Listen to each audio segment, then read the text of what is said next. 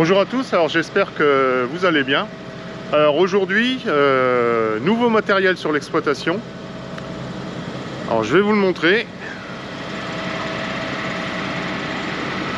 Voilà, un épandeur à engrais Amazon.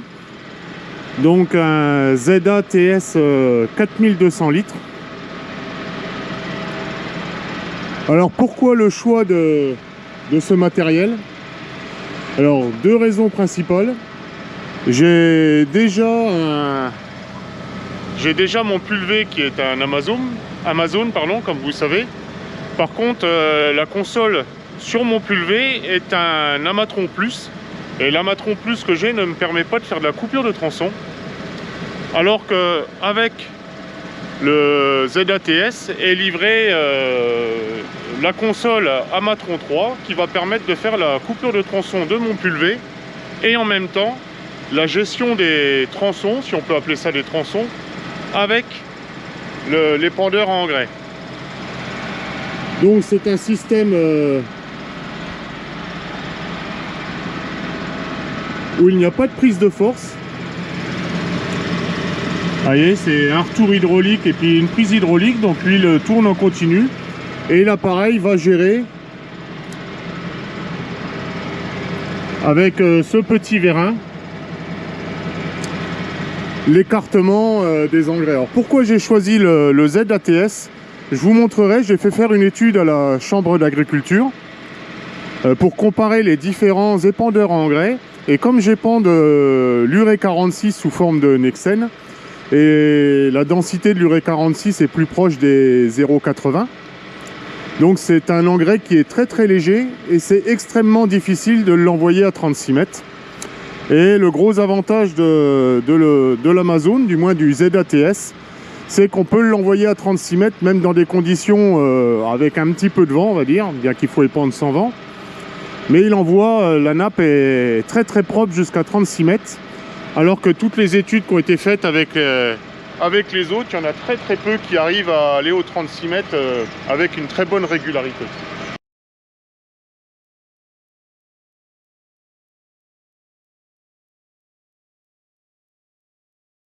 Donc voilà pourquoi mes deux principaux choix. Alors pour l'instant, je vais vous montrer en cabine, j'ai encore... Voilà, en cabine, j'ai encore les deux écrans. Tout simplement parce qu'on approche des fêtes de Noël et on n'a pas eu le temps de paramétrer mon pulvérisateur 36 mètres avec l'Amatron 3. Donc pour l'instant on m'a laissé brancher mon Amatron Plus parce que là je vais décrocher dans les minutes qui viennent, là, je vais décrocher l'épandeur à engrais pour raccrocher mon pulvé. Je vais aller faire mes désherbages colza. Il n'y a pas de vent du tout donc je vais en profiter. Et dès que va arriver le mois de janvier, ils vont revenir. Et puis on va commencer à mettre en place tous les réglages avec mon pulvé. Et en même temps, je vais apprendre à me servir de cet Amazon, de cet épandeur à engrais. Alors, vous voyez, franchement, il est très propre.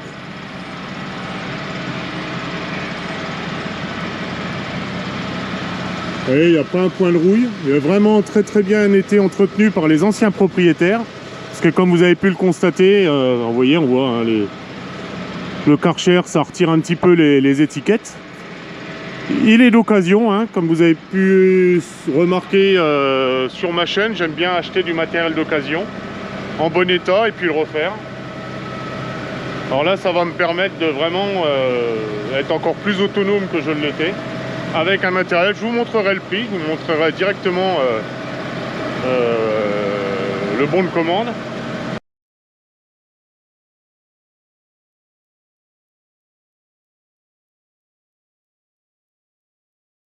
Et vous verrez que je pense que j'ai fait une affaire correcte, voire une bonne affaire à ce que m'ont pu me dire pas mal de mes collègues et amis agriculteurs.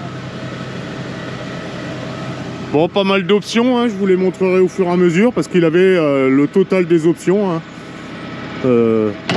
Voyez, ça c'est vachement pratique quand même. Des échelles, en plus ils ont mis une échelle de chaque côté.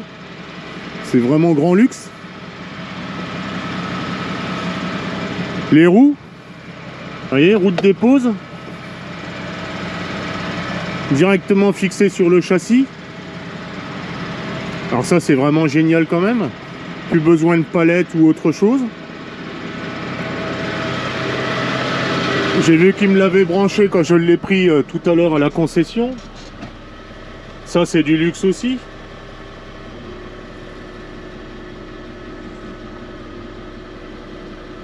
Voyez un petit peu. Ouverture hydraulique. D'ailleurs on va aller voir un petit peu à l'intérieur comment c'est. Je vais le baisser. Hop. Je vais le baisser à fond, comme ça on va voir dedans.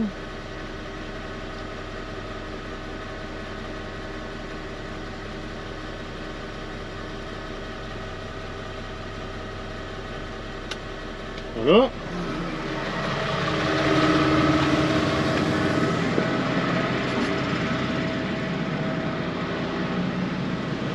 Alors voyons dedans. Vous voyez, c'est quand même...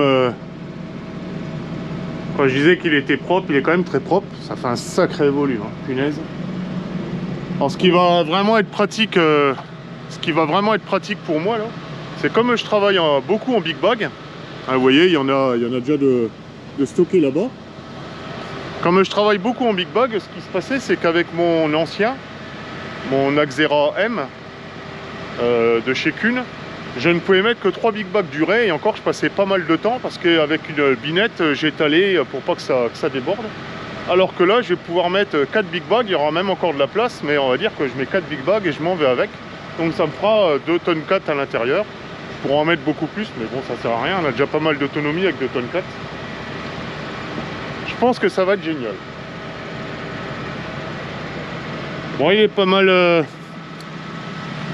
Alors eux, ce qu'ils m'ont fait là en concession, c'est que l'année dernière il y avait le boîtier qui avait été changé, et là ils viennent de remettre un boîtier neuf aussi ici. Donc je pars avec un appareil qui est quasi neuf, hormis voilà, hein, quelques petits autocollants que je rachèterai peut-être pour remettre dessus, histoire de faire joli.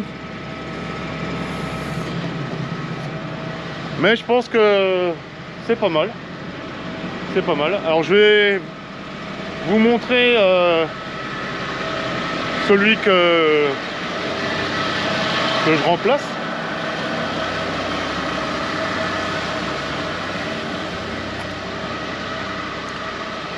Alors j'espère qu'il y aura assez de lumière.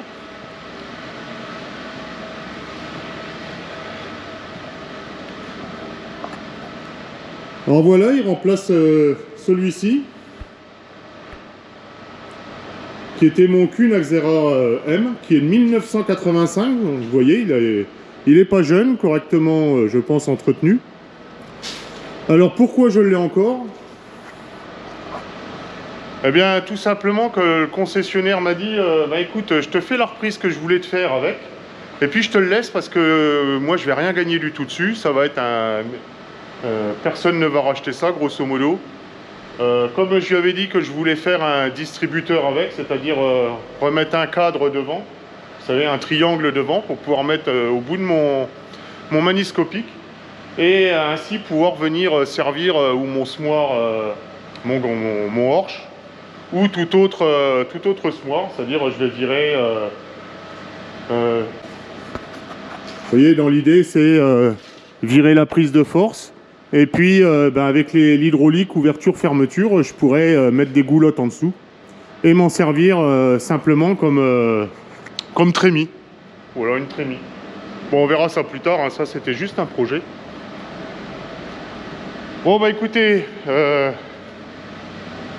on fera la mise en route ensemble, j'espère, avec le concessionnaire.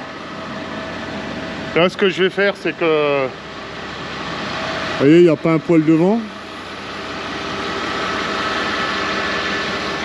Je vais le décrocher et puis je vais atteler mon pulvé, aller désherber anti-graminées et anti-dicote mes colzas.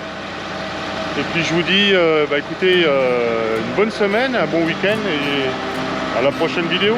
Allez, salut!